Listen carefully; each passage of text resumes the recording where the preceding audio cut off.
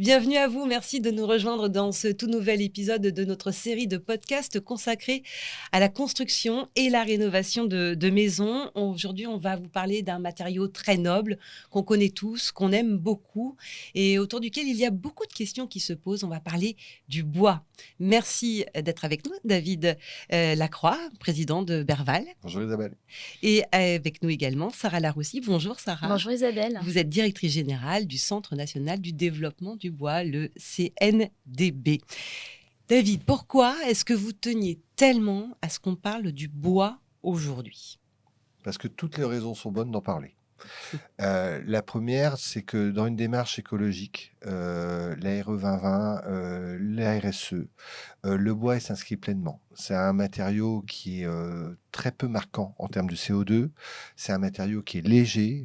Pour parler d'un exemple de la rénovation, quand on fait des surélévations, le bois, de par un poids mesuré, permet de construire un étage tout en respectant et en ayant un impact le plus faible possible sur les fondations. C'est un matériau qui permet des portées architecturales longues. Vous pouvez avoir des pièces avec une grande ampleur parce que le bois permet ça, ce qu'on peut moins avec des poutres en acier par exemple. Donc il répond à tous ces critères-là. Et puis le dernier point, qui est le plus indescriptible d'un podcast, un peu à l'instar de comment décrire ce que l'on vit quand on voit le Grand Canyon ou la Grande Muraille de Chine pour la première fois, le bois se vit avec bien-être. C'est-à-dire que quand vous êtes dans une maison qui est en bois, que ce soit dans sa structure ou complètement en bois, il y a une forme de bien-être naturel qui s'en dégage. Et le bien-être, c'est important pour Berval, parce qu'on a déposé le concept de Hygge, qui est inspiré d'origine du Danemark et de la Norvège. Deux pays très présents dans la construction en bois. Et dans le bien-être. Et dans le bien-être, Oui. tout à fait. Et dans le Hygge, on a 5 piliers. La qualité de l'air, la qualité de l'eau, le silence, la qualité de la chaleur et la présence de la lumière. Si vous ajoutez à cela une construction qui est faite partiellement ou totalement en bois, vous avez une forme de bien-être global qui est vraiment très efficiente. Le bois dégage une âme, finalement. Il y a quelque chose qui nous relie directement à la terre. C'est peut-être ça, cette C'est notion de vrai. bien-être. D'ailleurs, on dit l'âme du bois aussi, dans les deux sens. Oui, il dégage une âme, il dégage une atmosphère de quiétude, de sérénité et de bien-être presque naturel. Donc, pour reprendre votre question, toutes les raisons sont bonnes de parler du bois, car il coche toutes les cases. Alors Sarah, vous cochez toutes les cases pour répondre à nos questions sur le bois et peut-être pour déconstruire un peu des préjugés qu'on pourrait avoir, parce que quand on pense maison en bois, souvent on pense encore la cabane au fond du jardin, le chalet de montagne, quelque chose d'assez rustique, et ce n'est pas que ça, loin de là. Hein. Tout à fait. En fait, les préjugés, on l'a dans dur, comme on le dit souvent. Donc, c'est vrai qu'au fil des années, le bois a souvent été, je dirais, du coup, associé, merci, associé au chalet, à ces maisons traditionnelles. Alors que le bois, aujourd'hui, apporte une grande part de modernité. On le retrouve dans énormément d'ouvrages. On peut citer dernièrement les ouvrages olympiques avec le centre aquatique olympique qui a été réalisé totalement en bois. Vous avez également d'autres ouvrages dans le cadre des JO, toujours qui ont été réalisés en bois. Mais au-delà des JO, on en retrouve dans des bâtiments accueillant du public tous les jours. Donc c'est vrai que pour les mêmes raisons qu'évoquait David il y a quelques secondes, le bois aujourd'hui coche pas mal de cases. C'est un matériau décarbonant, c'est un matériau moderne, personnalisable. Donc ça, c'est un réel ajout. Une réelle valeur ajoutée, c'est-à-dire qu'on peut le modeler un petit peu à sa convenance, dans le style qu'on souhaite lui donner. Et beaucoup d'architectes, du coup, s'amusent complètement du coup, à jouer avec les codes de ce matériau aujourd'hui totalement disponible. Et on parlait de l'âme du bois. Vous êtes viscéralement attaché à ce matériau. Ouais, Pourquoi ? complètement. En fait, moi, je suis tombée je suis montée dans le train ou tombée dans la marmite au choix il y a un peu plus d'une dizaine d'années, en découvrant en fait une filière avec des métiers. La filière forêt-bois, c'est 410 000 emplois sur l'ensemble du territoire. C'est plus que l'automobile. Incroyable, ouais, non, c'est vrai. Ouais. Et en fait, ce sont des métiers de passion. C'est-à-dire que le charpentier, le menuisier, c'est des métiers de main. Aujourd'hui, la tradition a fait place petit à petit à une innovation raisonnée, où l'homme a toujours sa place à part entière. Donc la numérisation, le BIM et tout ce que cela a induit permettent aujourd'hui de construire en bois à plus grande échelle. Mais c'est vrai que la part et la place de l'homme sont tout aussi importants, que ce soit dans la ressource, donc la gestion durable de nos forêts, portée par nos forestiers au quotidien sur le terrain, à sa transformation dans ses différents usages, que ce soit en bois construction, là c'est le sujet aujourd'hui, mais également dans l'emballage, dans le carton, dans l'aménagement intérieur, dans le bois énergie, etc. Ça, on redécouvre la noblesse du bois, j'ai l'impression, aujourd'hui, et la noblesse des métiers liés au bois aussi. Oui, alors quand vous êtes dans la construction, c'est très important. Le rôle des artisans, des ouvriers, du travail manuel, c'est quelque chose qui se respecte, qui nécessite beaucoup d'investissement, qui ne sont pas toujours des métiers faciles, mais qui se respectent souvent dans la volonté de faire l'ouvrage bien fait. Vraiment, ça, c'est important. Alors, le bois peut avoir une expression au travers d'un châssis de menuiserie, mais ça peut être une charpente, ça peut être un escalier, ça peut être d'autres ouvrages. Les Compagnons du Tour de France, il y a des œuvres d'art qui sont magnifiques et réalisées en bois. Ça, c'est le premier point. Pour reprendre aussi ce que disait Sarah, il ne faut pas oublier que la France a un point fort. Elle dispose de très nombreuses forêts qui sont bien gérées et qui fournissent aussi un bois de proximité, pour reprendre encore les propos du RSE. Et puis, dernier point, Berval construit traditionnellement en parpaing, et on vient au bois, à la fois pour tous les critères, les choix qu'on vient de donner, et parce que ça nous paraît très cohérent de construire à la fois en parpaing et en bois et de mixer les matériaux. Quels sont les avantages spécifiques du bois pour vous dans la construction ? Sa légèreté, sa rapidité de mise en place d'exécution, ses qualités intrinsèques écologiques, comme je vous disais tout à l'heure, les portées que l'on peut faire sur les pièces, son côté recyclable aussi, et tout ça ajouté, ça fait quand même beaucoup de points forts. Nous, on est ardemment sur 2 sujets. On est pour la fin de cette année 2024 sur la sortie de modèles en bois. On travaille avec un industriel sur ce sujet, et on veut montrer aussi en exercice de style que le bois peut tout à fait et largement réaliser de très très belles maisons. Donc c'est sur ce point-là qu'on va être, et on réfléchit aussi dans une approche, je dirais, plus adaptée sur des structures en bois de petite taille, parce qu'on est C'est les tiny convaincu. house ? Oui, alors Enfin, oui, c'est un les peu petites maisons, c'est ça se traduit, l'esprit. mais c'est un peu à la mode, C'est ça. l'esprit des maisons qui Oui. vont faire peut-être moins de 50 mètres carrés en général, parce qu'on pense qu'il y a une place sur ce marché. Alors peut-être pas tout de suite, mais à terme, il y en aura une. La population française, sa démographie évolue. À l'horizon 2050, elle devrait stagner, si ce n'est régresser. La part des personnes âgées va grandir de plus en plus, peut-être même au point de suppléer la part des moins de 25 ans. Et donc, on va être sur l'habitat qui va être encore plus individuel, avec peut-être des foyers de monopersones, avec une seule personne. Donc, ce serait intéressant d'avoir des surfaces un peu plus réduites. Ça serait intéressant d'avoir des unités qui offrent le confort d'un habitat. En plus, le bois offre là aussi beaucoup de bien-être, qui peuvent être montées assez rapidement et offrir à chacun l'espace de vie. Et en plus, avec un matériau recyclable, donc un habitat qui est à la fois durable, mais qui est aussi transformable. Donc, le bois coche encore une fois toutes les cases. Alors Sarah, je me retourne vers vous avec toujours cette envie de déconstruire certains préjugés, notamment le bois face aux contraintes climatiques, le bois, est-ce qu'il est adapté face à l'humidité, face au feu? On a toujours l'impression qu'une maison en bois, elle va cramer tout de suite, ou que quand il y aura trop d'eau, ça va moisir. Est-ce que ce sont des préjugés ou est-ce que c'est une réalité? Non, ce sont des préjugés, en fait, une fois de plus. Les exemples parlent d'eux-mêmes, c'est-à-dire qu'on a tous en mémoire vive ce qu'on a ressenti en voyant Notre-Dame brûler. Ça a été long. Et c'est vrai que en fait, cet émoi, il a duré parce que la charpente était en bois et que c'est un matériau en fait qui se consume, le bois. Quand vous mettez une bûche dans votre cheminée, le soir, vous savez que le matin, vous allez retrouver encore un petit peu de chaleur. C'est le même principe. Aujourd'hui, en fait, c'est le seul matériau qu'on peut maîtriser dans le cadre d'un incendie. C'est-à-dire qu'on a des calculs aujourd'hui qui permettent à des pompiers de pouvoir rentrer dans un bâtiment en feu et de pouvoir se dire « j'ai devant moi tant de minutes, tant de secondes pour intervenir ». Ça devient presque un allié en fait, des pompiers. Complètement. Incroyable. Complètement.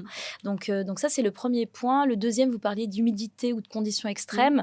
Il y a ce magnifique ouvrage que vous connaissez peut-être, en fait, qui est le Refuge du Mont Blanc, qui a été livré il y a une dizaine d'années. Alors, c'est vraiment un petit cocon qui a été posé, en fait, du coup, sur le Mont Blanc. Alors, les conditions, du coup, d'installation étaient extrêmes. Tout a été téléporté par hélicoptère, avec un vent, comme vous pouvez l'imaginer, qui du coup était assez contraignant, mais l'équipement est 100% en bois. Et donc ça explique bien que face à la neige, face aux conditions extrêmes, Le bois est résistant, le bâtiment n'a pas bougé et ne bougera pas. C'est vrai qu'il y a aujourd'hui un matériau qui est en totale maîtrise avec les éléments. Alors, ce qu'il Et faut partout dans rappeler, n'importe quelle région? Pardon? oui, alors on connaît Il y a aussi des situations dans des pays, je dirais beaucoup plus ensoleillés, Mmh. ou avec des taux d'humidité beaucoup plus importants. Ce qu'il faut noter, c'est comme dans tout matériau, il y a des essences. David le faisait avec beaucoup de justesse, en fait, on parle des forêts françaises et Mmh. on parle des bois français. Il y a plusieurs essences, plusieurs usages possibles et en fait, ce serait peut-être un raccourci malheureux de se dire: «Il y a un bois, un usage». Non, il y a plusieurs essences et en fonction des essences, ben, il y a certaines essences qui sont adaptées à un usage en extérieur, Vous avez d'autres des pas. exemples, à nous donner pour, illustrer un petit peu? Est-ce Ben, qu'il y a un bois, dont vous êtes plus friands, l'un et l'autre? Je ne sais pas, une essence? alors, après, bon, tous les bois se valent et Oui, ont oui. chacun, Mmh. je dirais, leurs forces et leurs faiblesses. Aujourd'hui, moi, je parlerai bien sûr des essences qui sont disponibles, du coup, sur le territoire français. Comme le disait avec justesse une fois de plus, du coup, David, c'est vrai que la forêt française, elle est fortement présente. Les forêts françaises sont fortement présentes sur notre territoire. C'est un tiers de notre territoire aujourd'hui. Les essences, elles sont multiples, mais elles sont principalement feuillues. C'est-à-dire que aujourd'hui, en France, on a des essences qui sont habituellement ou culturellement utilisées davantage sur de l'aménagement, Mmh. sur de la menuiserie. Et petit à petit, en fait, on démocratise et on développe de nouveaux usages avec ces essences qu'on redécouvre structurellement. Oui. On parle entre autres beaucoup du peuplier, mais c'est pas la seule essence aujourd'hui qui se fait connaître. Où aujourd'hui, en fait, le peuplier, historiquement, voilà, on l'utilisait pour certains recours. Et aujourd'hui, on se rend compte que structurellement, il peut répondre à la construction de bâtiments ou de maisons. Voilà. David, vous aimez bien maintenant alors mélanger le bois à d'autres matériaux. C'est un peu ça Oui. l'idée, c'est d'intégrer le bois. Oui, alors déjà mélanger le bois avec d'autres matériaux, c'est aussi assurer une longévité au bois la plus lointaine Mmh. possible, parce que du coup, vous en économisez aussi un peu la ressource, mais ça vous permet de l'incorporer dès à présent. Je trouve que d'un point de vue architectural et d'esthétisme et design, c'est très beau d'avoir à la fois des parties des parties bois apparentes et des parties qui peuvent être en pierre, par Mmh. exemple, en d'autres parements. Et puis troisième point, le bois, il s'associe de toute façon avec les matériaux de construction que l'on fait par ailleurs. Lorsqu'on construit une maison, le bois n'est pas toujours apparent, ça peut être la structure, et dans ce cadre-là, on peut le mixer avec des matériaux industriels. Je vais juste faire un clin d'œil historique. Vous parliez du bois et de l'essence qu'on préfère. Moi, j'ai un Une coup de cœur. préférence, je sens. Ouais, oui, j'ai un petit coup de cœur. Alors peut-être que les puristes m'en voudraient, mais pour moi, le roi des bois, c'est chêne, Oui. qui est Mmh. vraiment l'essence la plus majestueuse. Il faut savoir qu'au Moyen Âge, où souvent la poutre centrale est en chêne, on avait l'habitude, quand c'était une maison neuve, de mettre une petite pièce de monnaie à l'intérieur de la poutre centrale, parce que c'est ce qui portait bonheur à la maison. Donc on associait déjà le bonheur et la durabilité avec la poutre centrale en chêne, pièce maîtresse, Mmh. qui est appelée à durer et en fait à être là aussi la colonne vertébrale, la colonne solide de toute la famille. Là, on sent vraiment l'âme du bois, Ah non, hein, mais quand je David suis, en parle. Je vous sens convaincue et fascinée. ah ouais, Ouais. complètement fascinée, et c'est vrai qu'en fait, c'est un matériau qui a grandi avec les Français, au-delà des époques. Il faut pas oublier, en fait, souvent on me dit: «Ah bah, on voit de plus en plus de bois, en Mmh. Île-de-France, mais on n'en voit pas forcément beaucoup, à Paris». Bah, en fait, il faut pas oublier que tous les bâtiments haussmanniens sont réalisés en bois. Les charpentes, sont C'est faites vrai en qu'on le bois. on le voit, oui, mais on le voit pas. On le voit pas, mais en Mais fait, oui. il est bien là, structurellement, il est bien là et il tient depuis pas mal d'années. D'ailleurs, deuxième clin d'œil historique, les premiers pavés parisiens étaient en bois. Ah Parce bon? qu'ils étaient inspirés de l'Angleterre et de Londres, et ils ont été ensuite progressivement remplacés par des pavés en pierre, parce qu'à l'époque, ils n'étaient pas traités et ils entraînaient un phénomène de glissement pour les sabots des chevaux. Donc le bois était présent dès l'origine et même avant. Et le bois est plus que jamais présent. Est-ce que vous, Sarah, vous avez des illustrations de projets récents, de construction avec le bois? Oui, alors il y en a, on parlait, des Oui. JO, on parlait de Notre-Dame, mais récent, il y a pas mal d'architectes, en fait, qui, du coup, se sont emparés, du sujet aujourd'hui et qui livrent, et qui réalisent, qui conceptualisent, des maisons, avec du bois. En fait, ce qu'on en retient, c'est vraiment, alors je pense à une agence, d'architecture, Karavitz, pour ne pas la citer, qui travaille le matériau matériaux d'une façon très, très moderne et je fais le lien, du coup, avec, tout le travail, mené, par, les maisons Berval. C'est vrai que, il y a cette volonté qu'on arrive bien à percevoir à travers, la ligne architecturale, de l'agence, de vouloir, remettre le bois au centre du confort familial, amical, de la rencontre. On a des espaces en fait de vie qui sont très très ouverts, très lumineux.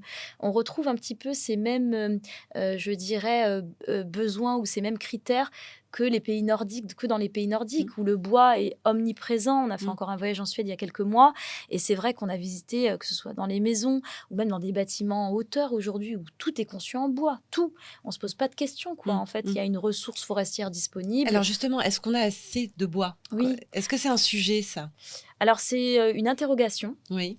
À laquelle on essaie de répondre avec de plus en plus de chiffres. Aujourd'hui, en fait, on a les capacités européennes et même françaises de répondre du coup aux besoins qui vont en grandissant.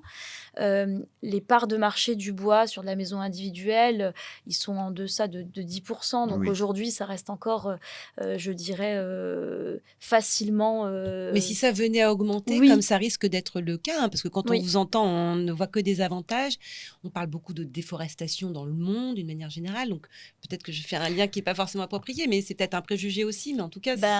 Complètement, Isabelle. Là, c'est un pur préjugé, c'est-à-dire qu'avec la médiatisation, le fait qu'aujourd'hui, l'information, elle circule très, très vite, il y a un amalgame qui s'est créé petit à petit dans la tête des Français en se disant, oh là là, si je consomme du bois ou plus de bois, je vais déforester. Alors, il ne faut pas oublier qu'en France, le code forestier fait foi, donc on ne consomme pas plus que ce qu'on prélève. Ça, c'est très important. Et aujourd'hui, en fait, les prélèvements sont contrôlés, les essences sont, je dirais, suivies.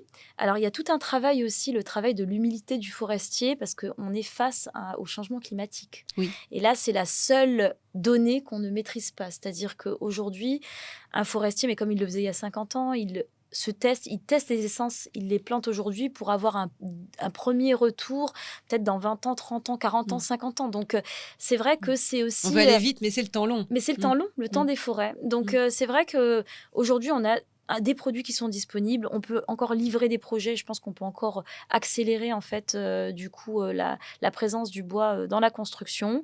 Mais en même temps, on a ce travail qui est mené pour du coup permettre aux meilleures essences d'être les plus résilientes et les plus adaptées au changement climatique. Et si je puis me permettre de rebondir sur ce que vient de dire Sarah, sur à la fois la présence du bois dans la construction, mais également de sa pertinence avec des projets architecturaux.